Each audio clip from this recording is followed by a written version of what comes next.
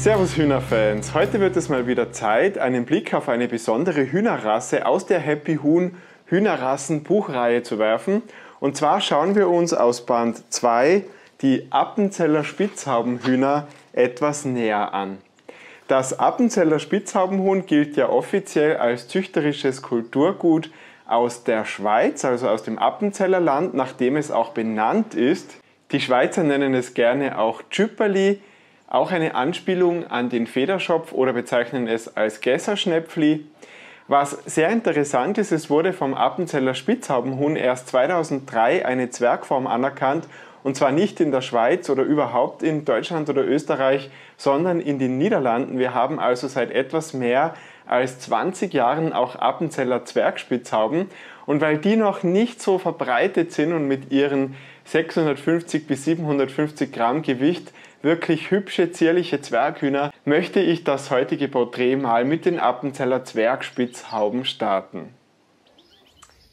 Silber-schwarz getupft, das ist der wichtigste Farbschlag bei allen Appenzeller Spitzhauben, egal ob groß oder Zwerg. Generell ist die Rasse sehr schmuck und adrett und hat auch interessante Kopfpunkte, so zum Beispiel die namensgebende spitz zulaufende Haube, die jetzt bei den Hähnen gut zu sehen ist, und auch noch dazu der sehr markante Hörnerkamm, der den Tieren etwas Teuflisches gibt.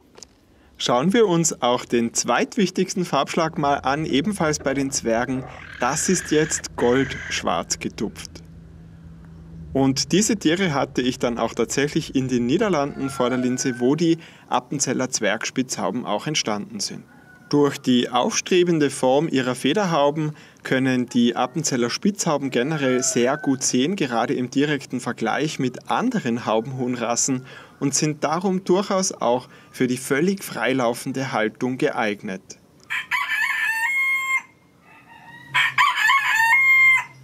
Die Hähne sind sehr wachsam und aufmerksam und gelten als gute Beschützer für ihre Hennen.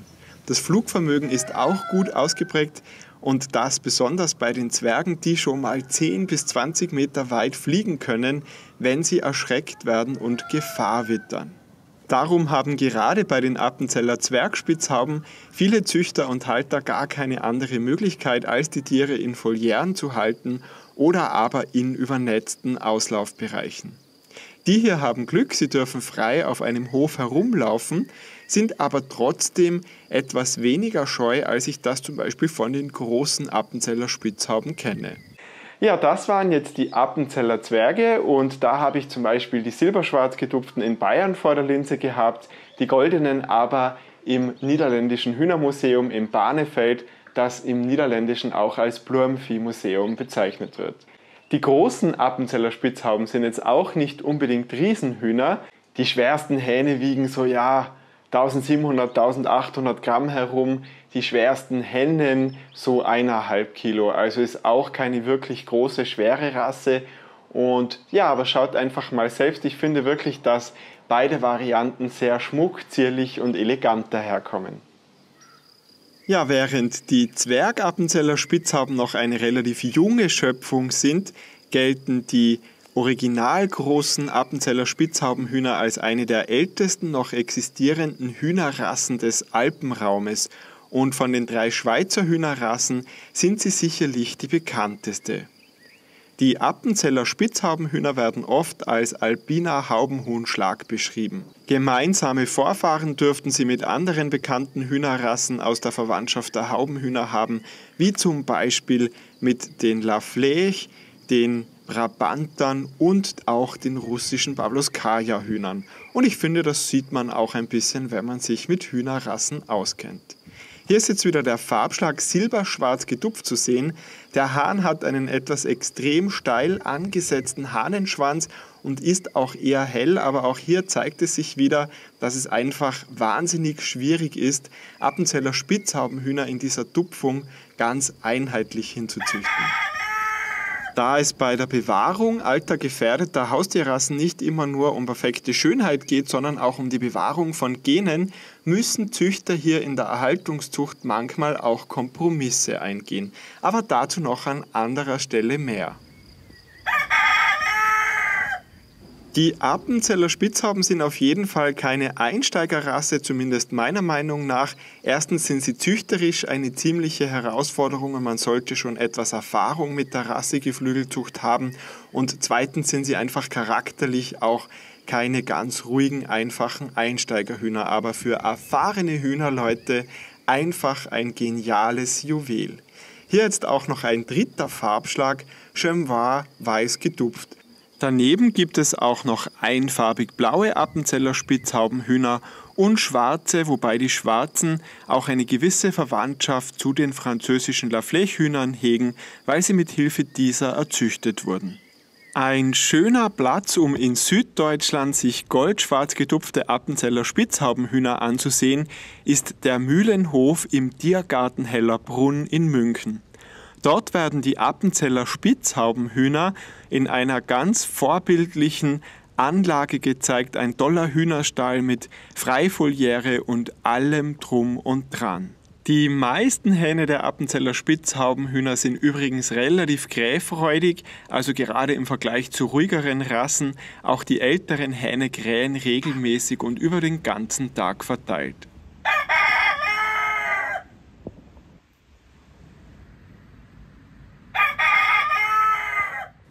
Schauen wir uns die großzügig angelegte Voliere in Hellerbrunn mal genauer an. Hier auch eine tolle zweisprachige Infotafel, wo man sich auch englischsprachig über das Appenzeller oder Crested Appenzeller Chicken informieren kann.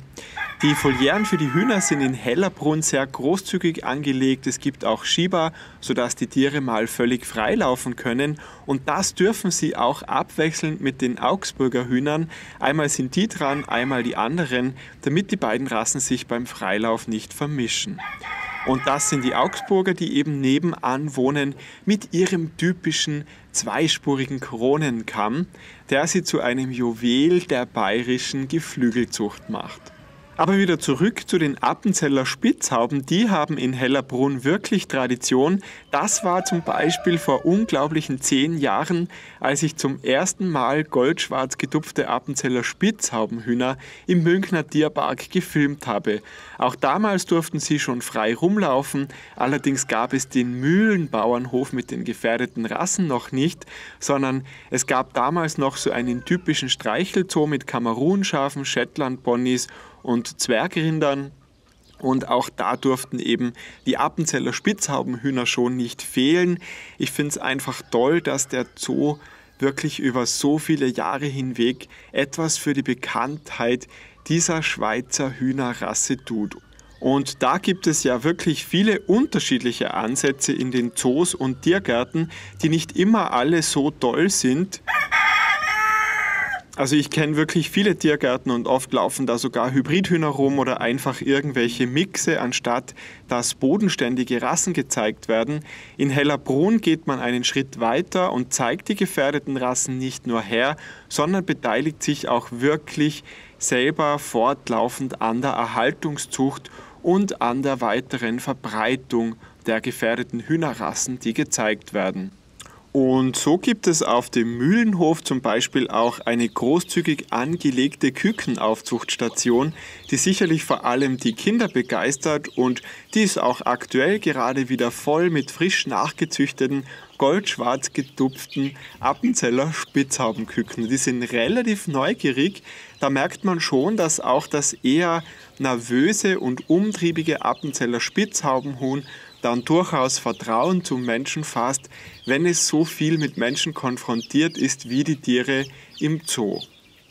Also solltet ihr jemals die Gelegenheit haben, selber Appenzeller Spitzhauben aufzuziehen, gebe ich euch auch wirklich den Tipp, gebt euch täglich mit den Küken ab, denn die Appenzeller Spitzhauben verwildern wirklich sehr schnell, wenn man sich gar nicht mit ihnen beschäftigt. Generell sind die Appenzeller Spitzhaubenküken sehr unkompliziert und frohwüchsig, sind auch eher frühreif und in etwa mit 5 Monaten ausgewachsen. Es dauert dann halt beim Hahn meistens noch ein bisschen, bis die schöne Besichelung voll entwickelt ist. Und die Erhaltungszucht bei den Appenzeller Spitzhauben verlangt wirklich Fingerspitzengefühl, vor allem was die Zukunft anbelangt, denn da wurde leider in den letzten 100 Jahren einiges verbockt. Eigentlich werden die Appenzeller Spitzhauben nämlich immer als traditionelle Bergbauernrasse dargestellt. In Wahrheit sind sie aber in den letzten Jahrzehnten vor allem für die Schönheitszucht zum Einsatz gekommen, wurden vor allem auf perfekte Merkmale hingezüchtet. Und dadurch wurden auch Rassen wie die Hamburger Silberlackhühner immer wieder eingekreuzt, um das Farbbild zu verbessern oder einen noch eleganteren Typ zu machen. Das haben jetzt auch genetische Untersuchungen gezeigt, Neighbor-Joining-Analysen, wo einfach aufkam, dass sich Hamburger Silberlackhühner und Appenzeller Spitzhaubenhühner mittlerweile genetisch ziemlich nahe stehen. Und eigentlich ist dadurch auch einiges von den traditionellen Bergbauernhühnern genetisch schon verloren gegangen durch die Schauzucht.